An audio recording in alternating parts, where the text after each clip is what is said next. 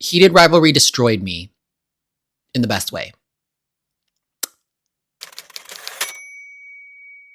I did not want to love this show as much as I did. I remember the trailer coming out around October time and it was hot and I sent it to a couple of my friends, but I was thinking, oh no, here's another gay movie and it's going to be pretty watered down and it's going to be very G-rated because I feel it was trying to be as mainstream as possible. And I thought it was going to be very Hallmarky, very red, white, and royal blue, very heartbreaker. But no, emphasis on butts. We got a lot of butts in this show. Also, spoiler alert, I'm going to be talking about the show in depth. So either, yes, you've watched the show and you're like, okay, I want to hear Kevyn's take, or maybe you're interested and you don't really care about being spoiled.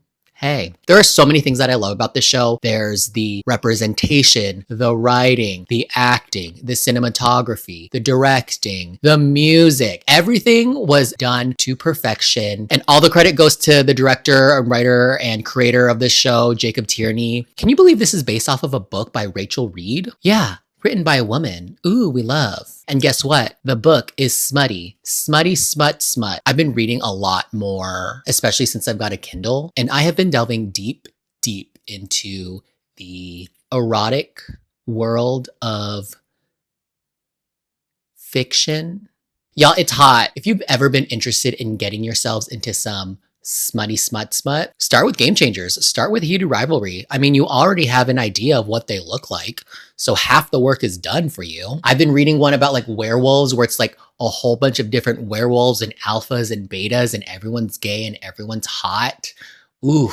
I'm also reading another one where it's about this underground world of crime fighting. They're not superheroes, but they're just like hot guys that wear suits and they protect citizens of New York. And it's just very hot and very erotic. And there's like a lot of, what I love about smut is it gets right to it. They use words like cock, ass, hole. There's actually like a lot of stuff going on. And it is so hot, you guys. So hot. Anyways, back to Heated Rivalry. I know I'm jumping like really late into this because I know the show came out in maybe November, I would say. And then it came out like fairly weekly. I kind of resisted really wanting to get into the show because whenever something is so popular, I tend to shy away from it. Like I totally missed the entire Heartbreaker. Was that Heartbreaker? What is that show called? Let me look it up. Oh, Heartstopper. See, I don't even remember. Ugh. I totally didn't watch that.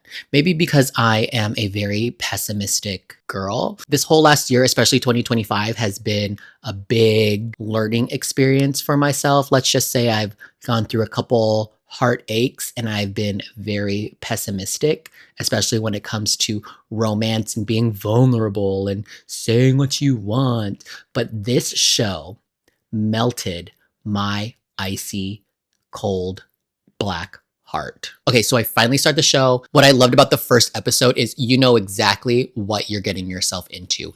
Immediately during that sex scene, it kept going and going and going. It didn't stop. You know how in some gay shows or whenever they show two men or two women about to do it, they like pan away or it fades to black? No, it keeps going.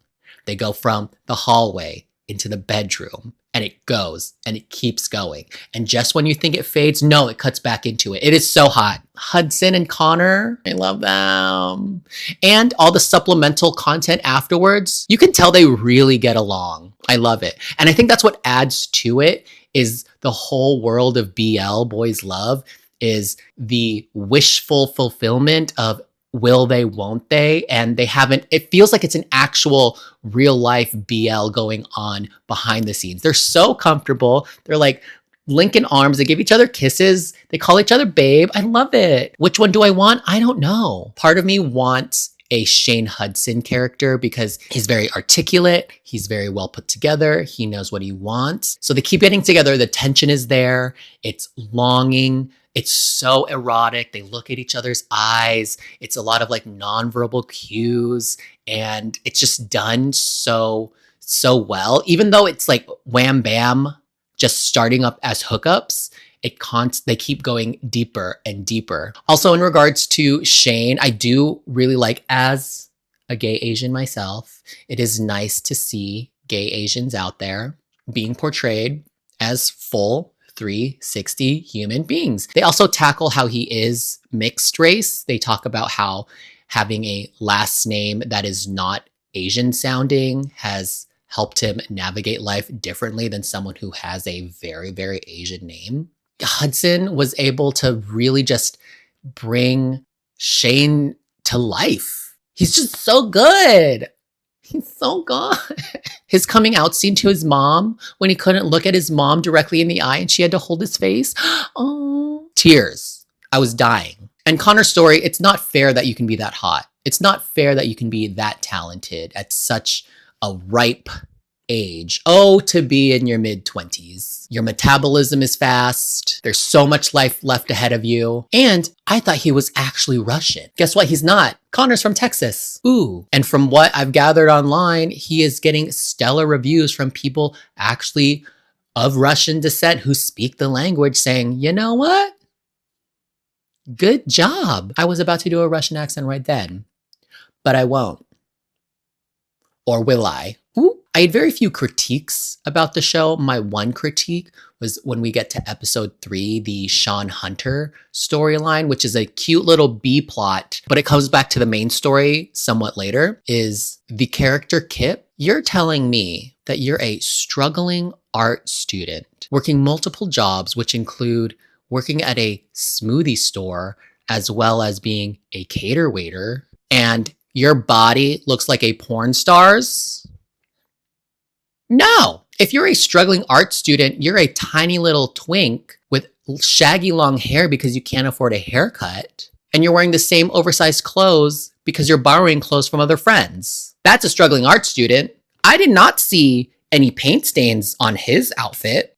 Also, if a fine athlete told me to stay in his penthouse and say never leave, sign me up.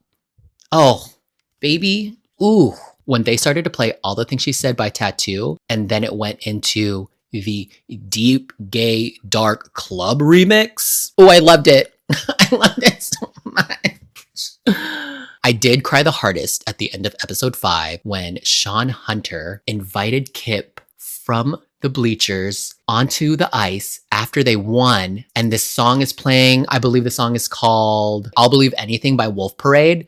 I was like, okay, where are we going with this? Where are we going? It was done so well. I was holding my breath the entire time. What I realized in that moment is you're rooting for all of them. You're not rooting for just the Sean Cody hockey player and Kip. You're also rooting for Ilya and Shane because it inspired them to go to the cottage.